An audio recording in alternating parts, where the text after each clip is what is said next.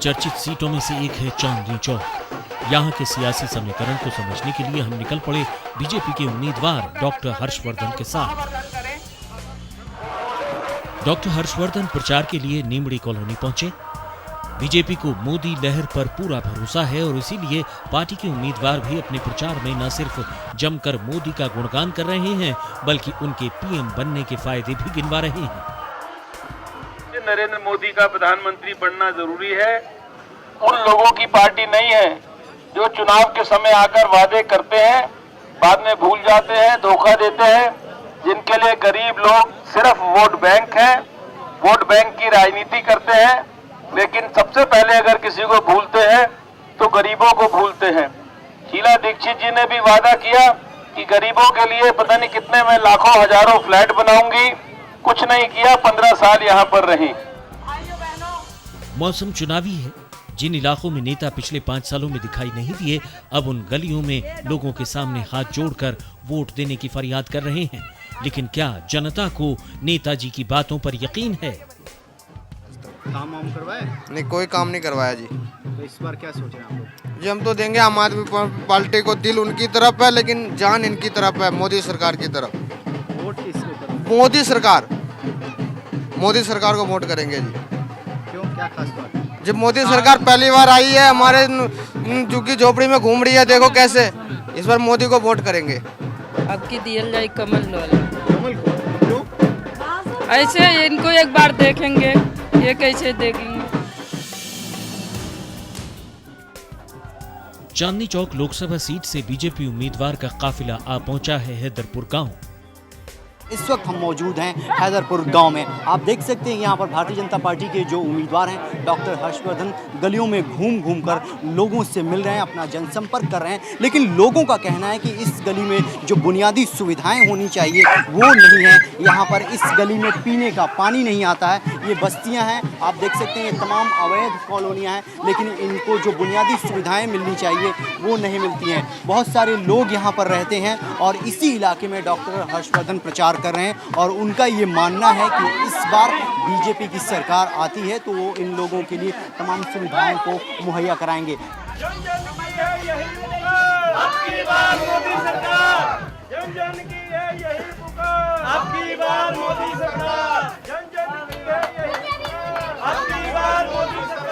हमारे गली में तो काफी दिन से अंधेरा है जी, इसके लिए हम बड़ा प्रयास कर रहे हैं लेकिन कोई सुनने को राजी नहीं है। यहाँ पे सोचना है केजरीवाल का। हाँ, यहाँ तो केजरीवाल का बहुमत है इस बस्ती में, तो चाहे कोई पार्टी घूमे। हैदरपुर गांव के हालात सचमुच बेहद खराब हैं। गलियों और नालियों की हालत देखकर अंदाज लगाना मुश्किल नहीं कि जन प्रतिनिधि ने यहाँ की सुध लेने की कभी जहमत नहीं उठाई। आखिर कौन है इन हालात का जिम्मेदार, व्यक्ति या व्यवस्था? 10 साल से कपिल सिब्बल सांसद रहे हैं और 15 साल से जो शीला दीक्षित यहाँ सरकार में रही, केवल गरीब लोगों को झूठे वादे करने के अलावा कुछ नहीं किया। गरीब लोगों के विकास के लिए कुछ नहीं किया। तंग गलियां, पानी का अभाव, लोग उम्मीद भरी निगाहों से नेताओं की तरफ देख रहे हैं। आखिर कैसे बदलेंगे ये हालात? अभी आम पार्टी खड़ा करा था, छोड़ भाग के चला गया, वो है चढ़ चाड़ के। बीजेपी के बारे में कैसे? मोदी देखो अब इनके बारे में सोच रहे, तो इन्हीं को देंगे वोट। अभी देखो इनका भी देखते हैं क्या होता है, इनको भी वोट देख के देते हैं। आपको बता दें कि इस इलाके की विधानसभा सीट पर आम आदमी पार्टी का कब्जा है। मुकाबला कांटे का है और जीत के लिए बीजेपी उम्मीदवार को एड़ी चोटी का जोर लगाना पड़ सकता है।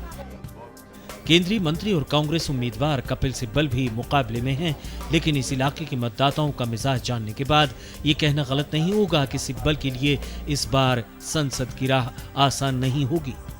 सिब्बल और कांग्रेस को समर्थन देने वालों की तादाद लगातार घटती जा रही है। झुग्गी झोंपड़ी में रहने वाला एक बड़ा तबका है जो चांदनी चौक लोकसभा सीट पर अपनी अहम भूमिका निभाता है, लेकिन ये तबका इस बार कांग्रेस से छिटकता नजर आ रहा है। कांग्रेस के इस पारंपरिक वोट बैंक में आम आदमी पार्टी सेंध लगा चुकी है। डॉक्टर हर्षवर्धन का काफिला आगे बढ़ा तो हमने उनसे पूछा कि आप 20 सालों से पूर्वी दिल्ली का प्रतिनिधित्व करते आए हैं, आखिर चांदनी चौक की जनता आपको क्यों वोट दे?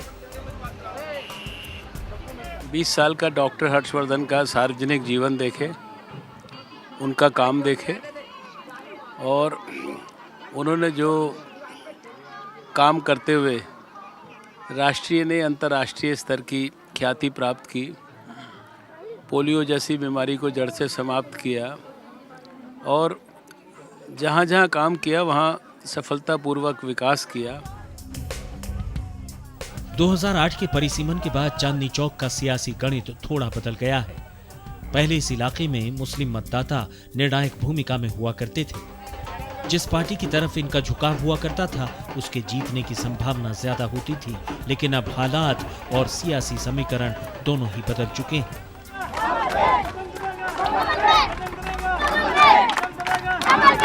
अभी तक तो ये जितने भी हैं, ये कांग्रेस भी और कितने बीजेपी भी, इनको तो बहुत बार चांस दिया। कोई नया बंदा है जो हमारे को दिल्ली को सुधारे, महंगाई कम करे, तो मैं तो चाहता हूँ कि आशुतोष भाई जीते। 2013 के दिल्ली विधानसभा चुनाव में डॉक्टर हर्षवर्धन बीजेपी के मुख्यमंत्री पद के उम्मीदवार थे, लेकिन जिस तरह आम आदमी पार्टी ने डॉक्टर हर्षवर्धन के सपने को चकनाचूर किया, उसकी टीस कहीं न कहीं आज भी बाकी है। जनता के बीच में तो कम से कम कहीं कोई प्रतिद्वंदी नजर आया नहीं और मुझे पता नहीं कि कौन से प्रतिद्वंदी की आप बात कर रहे हैं। भारतीय जनता पार्टी की है, डॉक्टर हर्षवर्धन की यहाँ ऐतिहासिक विजय होगी।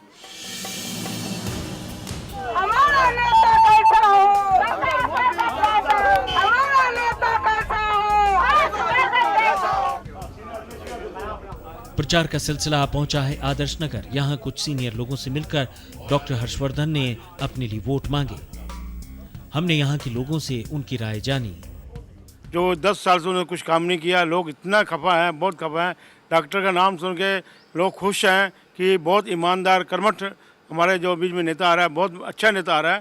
तो मेरा कहना मतलब है कि लाखों की गिनती में जीत के जाएंगे। कि इस बार तो किसी भी हालत में कमल खिलेगा और मोदी जी प्रधानमंत्री बनेंगे और डॉक्टर साहब जैसे उनकी छवि है, मैं समझता हूँ भारी मतों से जीतेंगे, बिल्कुल पक्का है, बहुत ज़्यादा मतों से जीतने वाले हैं। ऐसे डॉक्टर हर्षवर्धन जी बहुत ईमानदार है और वो काफ़ी वोटों से जीत के यहाँ से जाएंगे। डॉक्टर हर्षवर्धन चांदनी चौक से उम्मीदवार होने के साथ साथ दिल्ली बीजेपी के अध्यक्ष भी हैं, लिहाजा पार्टी की रणनीति का जिम्मा भी उनके पास है और इस बार खुद के साथ साथ दिल्ली में पार्टी को जीत दिलाने की जिम्मेदारी भी उन्हीं के कांधों पर है। हर सियासी पार्टी 16 मई के बाद इसी लाल किले की प्राचीर से तिरंगा फहराने का सपना देख रही है, लेकिन किस पार्टी का सपना सच होगा, इसके लिए 16 मई तक का इंतजार करना होगा।